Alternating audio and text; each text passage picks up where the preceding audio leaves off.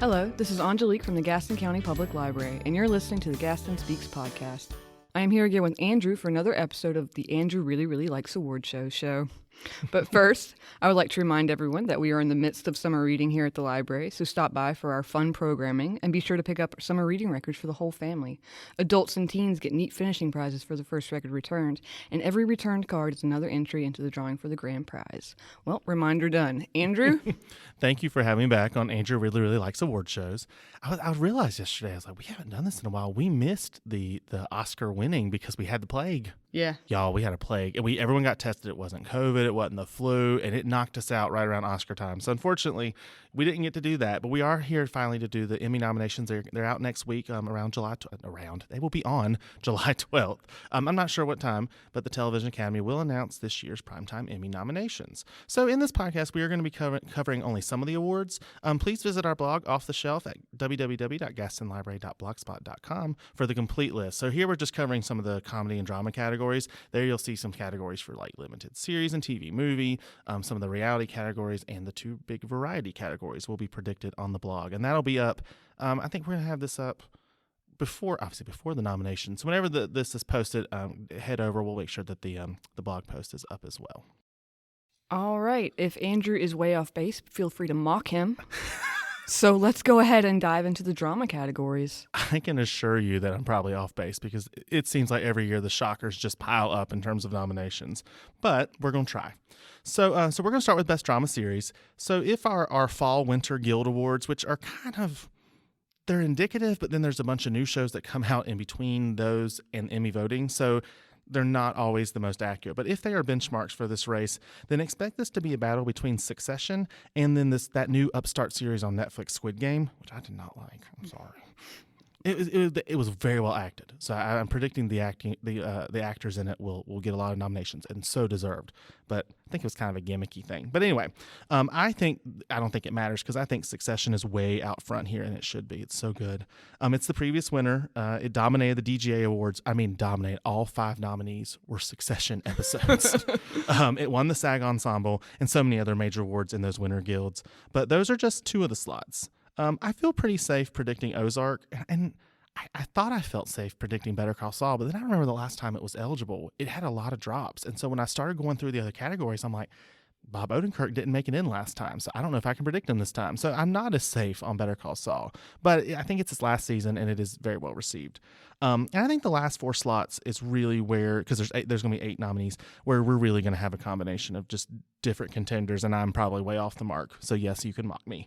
Like for example, I didn't have Stranger Things initially in here, and literally Angelique and I were just talking about this before we started recording. But I remember that the last time it had a season, it did surprise in this category. Also, this final season has gone haywire in terms of buzz and popularity. It is everywhere. It's not actually the final season. I think they're going to do one more. Oh, really? Yeah. Okay, well, this season itself has gone haywire. It is everywhere. It is breaking Nielsen records for Netflix, and that Kate Bush song popped up back on the top 100 Billboard charts. I just think it's too big to ignore this year. I also have a sneaking suspicion that This Is Us is going to surprise one final time. It slipped out one year, but it came back last year. It's just its final season. It was really well received, and I think voters are going to give it one more shot. A lot of people are not predicting it, so that's kind of me going out on a limb. Yellowstone was an interesting one. It's in like its 3rd or 4th season, but this is the year that suddenly it has had this exponential rise in the awards circuit for its latest season. It's hit all the major winter awards, and I do think it finally gets in. It has been wildly popular for so long, so I think the Emmy voters are finally catching up to it. And then for my last slot, I moved in Severance. It's a dark workplace drama Apple TV is putting a lot of money behind. But then I moved in Yellow Jackets instead. And you'll see why in the other categories. Actually, as I was going through the other categories, I realized I wasn't putting in these Severance actors, except for I think one, but I was putting in some of these Yellow Jackets actors. And that's where I realized maybe that if it has more support below the line, that it's going to get in. Yellow Jackets is interesting. It's like a Lord of the Flies type thing. It stars Melanie Linsky and Juliette Lewis and Christina Ricci. It's a really, really good series. And it's coming. We're going to have it here on DVD sometime in July when it comes out. But I'm not sure about it. I'm not even sure about This Is Us. You have previous nominees like Bridgerton and Killing Eve could get back in. Killing Eve I didn't think would get in last time because let's face it, the last 2 seasons have not been good. But it still got in. It got a lot of nominations. So I may be stupid for missing this. And I'm also probably stupid for not putting in Euphoria, because when it came out, it was the biggest show. But I don't know about these Emmy voters. That show is intense. That's a nice way of putting it, isn't it? It's actually really well done. And I think Zendaya will get in again. We'll talk about that, and she could win again. So right now, it's like my number 9. I'm really not sure. And I may end up moving it back in, but I just feel like it's one of those that this is not the audience for it, these Emmy voters. We also, you could see the morning show get in. It didn't get in for its first season. It got a lot of acting nods, which I think it will again. Pachinko, which is a really great Apple TV show. And of course, it stars the great YJ.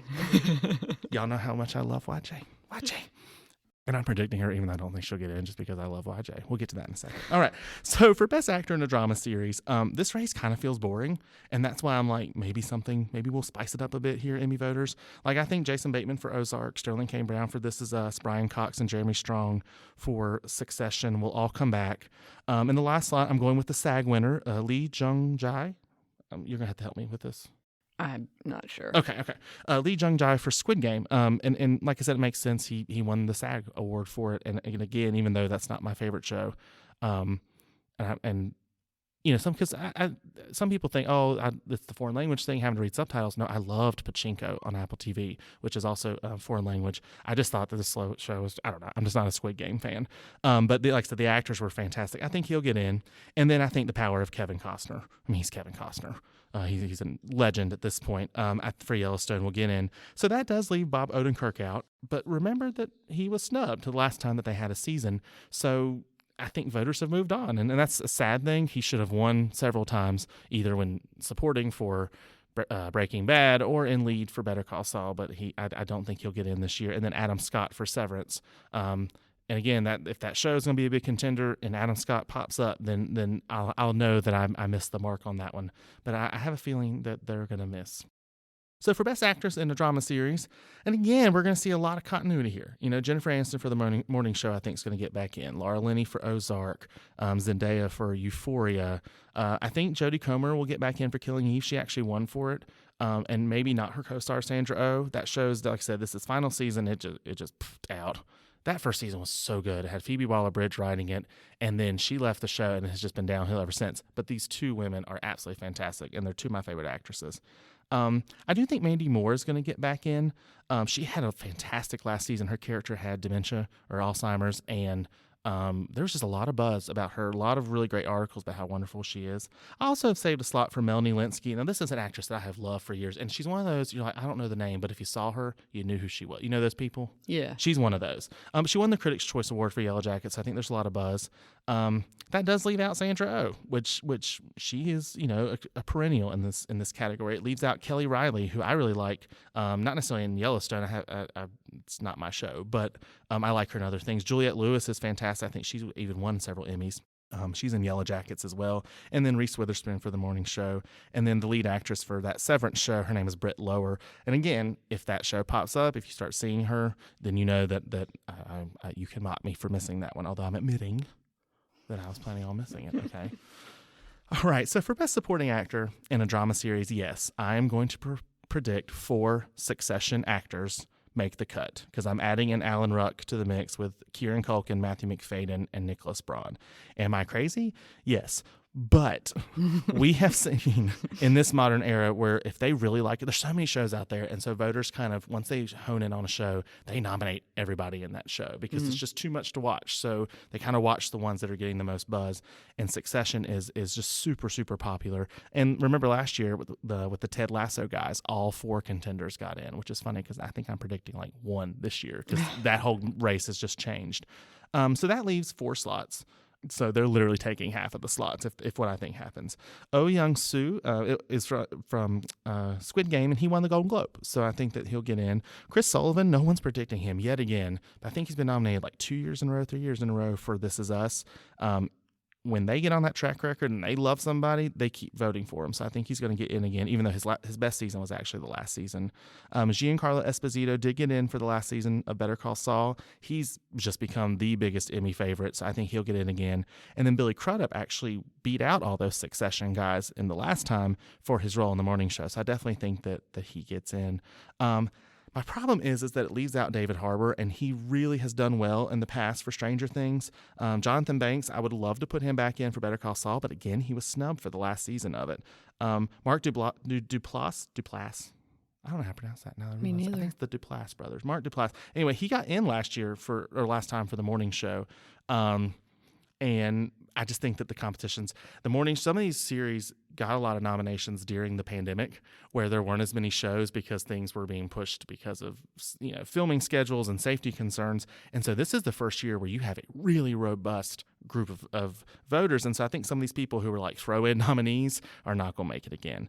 The great Christopher Walken and John Turturro are in Severance. Again, if that show takes off, those are two big names. And I could see even one of them getting nominated just because they're who they are. And then if you have seen Euphoria, you know that Eric Dane had a of a season this season too. I mean, wow. So he could get in. Of course, he goes back to Grey's Anatomy days, very famous television actor. So best supporting actress in a drama series, I am going to predict Patricia Arquette for Severance. That's the one that I'm actually picking because she's just a perennial Emmy favorite. Julia Garner and Sarah Snook. Julia Garner, of course, is for Ozark. She's won 2 years in a row. Sarah Snook is in Succession. I think they're both going to return, and I actually think the Emmys between the two of them. A lot of people are picking Sarah Snook, but this is the last season of Ozark, and they clearly have hitched their wagon to Julia Garner's rising star. She's going to play Madonna in a new biopic. So I think she could win one last time. I also think that J. Smith Cameron, absolutely awesome in Succession. She's so good and brings some of the humor that I think that makes that show really pop. I think she'll join her co-star Snook. Christina Ricci, of course, we all know her from like the 90s child star, but she's still really working and doing a lot of cool things. I think she would get in for Yellow Jacket. She had the biggest of the supporting roles. And again, Squid Game. I think Squid Game's going to really do well with the actors. And her name is Jung Ho Yeon. And again, if I'm mispronouncing that, I really, really apologize. But I think she's going to get in again. I'm not the biggest fan of the show, but these actors really knocked it out of the park. So I just moved in Millie Bobby Brown. Again, I think Stranger Things is as popular as we think. She's been nominated before. I personally would vote for Sadie Sink for this season because I think she had the best one, and that may end up happening. But 11 is kind of the star of the show, and I just feel like she's the name that they recognize, which I know that sucks, but unfortunately that's how it happens. And finally, I'm putting in YJ. YJ. I just gotta love Yo Jung Yeon, and I loved her. If you guys know about when Minari was on that Oscar trajectory, they love their Oscar winners. Yeah, like I moved Jessica Chastain into the TV movie limited series actress for Scenes from a Marriage, which I don't know how it's going to do across the board, just because she's a recent Oscar winner, and they're going to be like, ooh, Jessica Chastain, they're going to check her off. I don't know. It probably won't happen, but I really want it to happen because if she did, she'll probably be the only major nomination for the show, and you don't see that a lot. Beyond those 8, you have Sydney Sweeney in Euphoria. Again, if they decide they like that show and they're not put off by all the debauchery, let's just put it in those terms. She had a season, y'all. I mean, she had this nervous breakdown. Her sister did a play literally like talking about all of her indiscretions. She was fantastic. Juliana Margulies is always great. She's an Emmy favorite. I think she's she won for The Good Wife and she won for ER way back in the day. She has a great role in the morning show. I actually think that either she or Fiona Shaw for Killing Eve will probably be the ones if they don't go for YJ. And everyone for like 6 years has been talking about Rhea Seehorn for Better Call Saul, and she is great, but she never gets in. And people keep predicting her. I'm like, maybe if you stopped predicting her, she'd get in. So I have stopped predicting her, and maybe she'll finally get a way overdue Emmy nomination for Better Call Saul. All right, let's move on to the comedy categories. And these are my favorites. I like the comedy. Drama. There's too much drama in the world. I need some laughs, and I just think we have a really great lineup. In each of these categories, if I were personally nominating, I'm like, you're going to have to expand these categories because there's not enough slots. I actually have kind of settled on these 8 that I've picked, and I know that there are lots of contenders out there, but I feel that there's less fluidity in this category. Is that a word? Fluidity. I think it's a word. It's a word now. We've made it up. We like to make up words on the show, so it's fine. Yeah, these people are going to be votist, and they're fluidity. You just keep changing it. Making it up. Anyway, okay. So I think that there's a lot less movement here. Like Hacks and Ted Lasso are definitely coming back. They dominated last year. Marvelous Mrs. Maisel is back, and even the 4th season its tone changed a lot. That's what my sister was talking about, and I finally got to it literally this weekend. Finally got to the fourth season. It's definitely more dramatic than it was before, but it's still they love that show. I definitely think it's getting back in. Barry and Atlanta are two shows that have had really big Emmy success in the past. They're finally returning. Both of them have been out like 3 years, and they're finally returning again. I think they're getting in. And What We Do in the Shadows, which is honestly, we love that show. It's a good show. It surprisingly got a nod a couple years ago, and I think it's going to come back because to me it gets better every season. And its new season coming up soon, right? In July 12th, I think. Yes, which So is the same day. day, Of the Emmy so we're going to watch the Emmy nominations in the morning, and then we're going to celebrate by watching the first episode of the season of What We Do in the Shadows. Taika Waititi and his team are just clever, and they do a really, really good job. So that leaves 2 slots, and I am putting in 2 really well-received new, and I put shots instead of shows when I was writing this at home, like, trying to watch the Wimbledon, and so the fact that this is the first typo is interesting. The first one's Abbott Elementary. I love this show. It started and created by this great comedian. Her name's Quinta Brunson. She was on a Black Lady sketch show. She was really, really funny, and it's kind of like The Office. It's kind of like Parks and Rec. It's the workplace mockumentary type thing, but it's in an elementary school in Philadelphia. And so what I like about it is it's funny. The characters are really well done. I hope that eventually gets a SAG Ensemble nod, because I think that they all deserve to be recognized. But it also really tackles the issues of what it's like to be a public school teacher in an inner city school, but it does so with humor and concern, and it's just really, really well done. And I really feel like it's going to have a good year at the Emmys. And the other one is one that our friend Kendall recommended, Only Murders in the Building, and I did finally start watching it. It's so funny. It's Steve Martin and Martin Short and Selena Gomez. And Selena Gomez apparently did not know who Steve Martin and Martin Short were before she started. She's like 12. I mean, what does she know? But it's cute. It's funny. It's kind of a mystery. Have great guest stars, Nathan Lane and Jane Lynch and Tina Fey. So definitely check it out. It's on Hulu. I think they're both going to get in. But there are a lot of previous nominees that this is the category where you really see you had all these contenders that got pushed back because of the pandemic. These other contenders came in and they took their places over the last 2 years, and now they're all in the same ballot. And so it'll be interesting to see how it plays out. I would love to see Insecure get a nod for its final season. It finally got Emmy recognition during the pandemic. I don't know, Curb Your Enthusiasm. I hope that they have curbed their enthusiasm for that show, which has been going on for like 18 years. And it wasn't funny from the beginning. I don't get it. The Flight Attendant, which was great, it had a decent second season. I think Kaylee Cuoco is really the reason to watch that show. And I wonder if that's one of those where you take away, you put in contenders that they like better, and that one goes. Russian Doll is kind of the same thing. It took so long to come back. And then I would not be shocked to see if something gets replaced by the last season of Blackish. It was just a really great season. And that was such a groundbreaking show for ABC. And I think, like Abbott Elementary, proves that there's still some quality on broadcast television. It's not something to be written off yet. I would also watch out for The Great. It did really well the last time it was eligible. There's a really great series called The After Party. It has tons of people that these voters recognize. And then I would love to see some love for some of my favorite shows. Better Things, the last season, Pamela Adlon. If you have missed Better Things, you've missed, because it's so good. This new little quirky dramedy called Somebody Somewhere premiered on HBO. It has the great Bridget Everett, who's like a lounge singer in New York. She's a famous lounge singer, and it's really, really good. There's a funny one on HBO Max called The Other Two, and then a really great one on FX on Hulu called Reservation Dogs, which is also Taika Waititi, I believe. So the Emmy voters have way too many people to pick from, and it's going to be interesting to see how that shakes out. But I feel pretty good about those 8. For Best Actor in a Comedy Series, this has been like the race of it's been such a, compared, you go to the women's side and you need 15 nominations because the actresses are just dominating primetime television today, in comedy today. Best Actor has been a kind of a crapshoot, but I will say this is what I'm predicting, and even if some of these others get in, it's a really solid 6. I think that you can bet on Donald Glover and Bill Hader and Jason Sudeikis. They're like the last 3 winners of this category. I definitely think you're going to see the dynamic legendary duo of Steve Martin and Martin Short get in for some really quality work. And then I put Anthony Anderson back in. I don't think he's ever missed for any of the seasons of Blackish, and he's always great, and he has some really good moments. Nicholas Holt's really funny on The Great. That's not my favorite show, but he is good. He could get in. Larry David, I guess, could get in. Jake Johnson was in this really funny show called Minx. I think the only reason he's even on the list is because this category, it's still a weak group to pull from. Yeah. But he's really great. I loved him on the New Girl. it wasn't called The New Girl. It's just New Girl. I'm calling those old people. It's like the Facebook, The New Girl show. And then I would love to see Kayvon Novak and Matt Berry for What We Do in the Shadows. Oh my God, just so funny. And it does make me wonder if that show continues to, is there going to be a moment where that cast breaks through? And this could be the year we could really be surprised by them. So this is my favorite category ever, which is the Best Actress in a Comedy Series. There's just so many. I love the women in this category. We could have 12 nominees and it still would not cover all the great performances this year.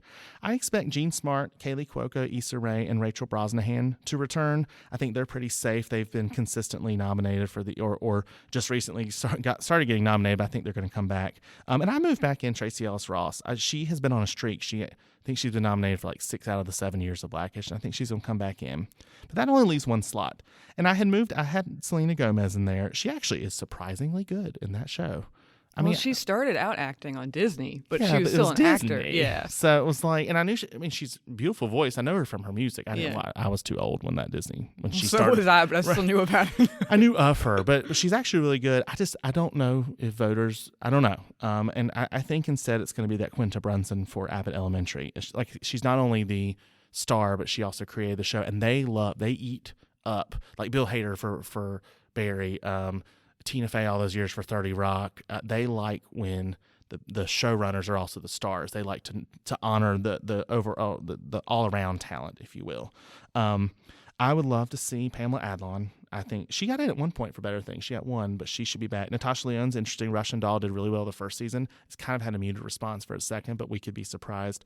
And Sandra Oh has a show called The Chair that got some pretty decent reviews. Elle Fanning for The Great's a possibility. There's this really weird show called Julia, and I think it was, I don't even know if they're going to have a second season. It kind of came and went on HBO. It got mixed reviews, but it's about Julia Child, and the woman who plays her, Sarah Lancashire, is getting a lot of buzz, but I didn't think that show was well received. And maybe it's just one of those things where she's good even if the show's not, but a lot of people are predicting her. Maybe I've missed something because I have her on my list, but I'm not predicting her. And then I spoke earlier about Bridget Everett for Somebody Somewhere. She is just awesome. So I would love to see that happen. But like I said, you could, let's see, so that's 6, 7, 8, 9, 10, 11, 12. Literally, you could have 12.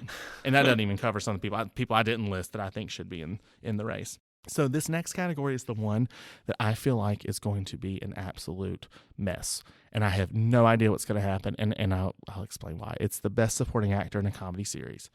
There are literally like 18 previous nominees for these roles, all trying to get 8 slots. It is just ridiculous. It's just ridiculous. So again, I think Ted Lasso is not getting all 4 guys in again. And in fact, yesterday I only had Brett Goldstein, who won last year, to return. And I think it's crazy, and I'm sure I missed the mark on it, but there's just so many returning contenders. Like, voters are going to put in Tony Shalhoub every time. Henry Winkler, the Fonz. He was the Fonz, but he won last time for Barry. Tony Shalhoub, I think, won twice for Maisel, and he won all those years for Monk. Hated that show. It's up there with Curb Your Enthusiasm shows, Ramen. I don't get it. Stop. Anyway, but I love Tony Shalhoub on Maisel. I definitely think he'll get in. And SNL continues to dominate. I would be shocked if Kenan Thompson and Bowen Yang didn't get back in. But Barry is a big one. Barry first premiered, it got like 3 guys in. So I'm definitely putting in Anthony Kerrigan. And I just moved out Stephen Root, who would be the 3rd Barry guy, but I could see him getting in. I could see Jeremy Swift and Brendan Hunt and Nick Mohammed. Nick Mohammed getting in for Ted Lasso again. I could see what was the other one I had? Oh, I could see David Hyde Pierce for that Julia show that I had nothing about, but David Hyde Pierce, he won like 18 Emmys for Frasier. He played Niles on Frasier. But I think that Hacks is going to have a really big year. I just feel it. And so I made room for 2 of their guys. One is Carl Clemens Hopkins, who got in last year, complete shock. And then the other one is Paul Downs, who is really funny, plays the agent of the Gene Smart character. I am probably going to regret that. Oh, Ryan Tyree Henry for Atlanta. I had him in and I moved him out. So this is one where you might see a very different 8 by the time it's posted on the blog. I feel like there's so many moving parts. And there's also a point where if there's a tie or it's within a certain percentage, that they'll nominate an extra person. So this could be one where we have 9, 10 nominees because there's just so many contenders. All right, so our final candidate, we're going to be predicting here on the podcast. Again, we're going to cover lots of other categories, including the guest categories, all of the limited series, TV, movie, the variety, and the top 2 reality programs on the blog, because otherwise we'd be here for 6 hours, and Angelique's already like probably looking at that number and it's like she's gonna kill me. So this is the last one, I promise, Angelique. This is supporting actress in a comedy series, and again, this is an interesting one. A lot of previous nominees trying to fight for one spot. But I'm feeling a little better about this one. So Alex Borstein, Marvelous Mrs. Maisel, of course, is getting back in. Hannah Einbinder for Hacks. I think she could win this year.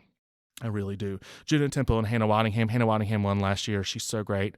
I think that they're both back in. And I think Sarah Goldberg is going to come back for Barry. Again, that show just was really, really popular. Its first season or first 2 seasons. And then Kate McKinnon, they're not going to leave out Kate McKinnon. It's her final season. She could win just because it's her final season. She's already won twice. And then my last 2 slots, I'm putting back in Cecily Strong for SNL. They just love her.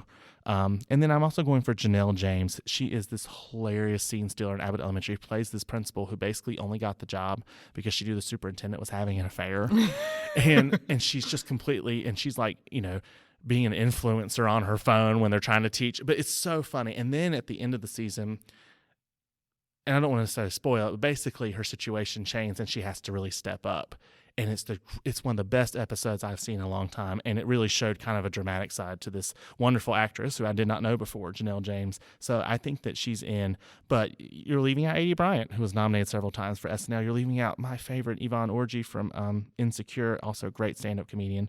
Zazie Beetz got in the last time for Atlanta. She's always good. And Maren Hinkle, again, Marvelous Mrs. Maisel. She's, I think, was nominated twice for the last 2 seasons. So you also have some new people. You have Amy Ryan's not a new person, but Amy Ryan for Only Murders in the Building. That show's really popular. She is an Academy Award nominated actor.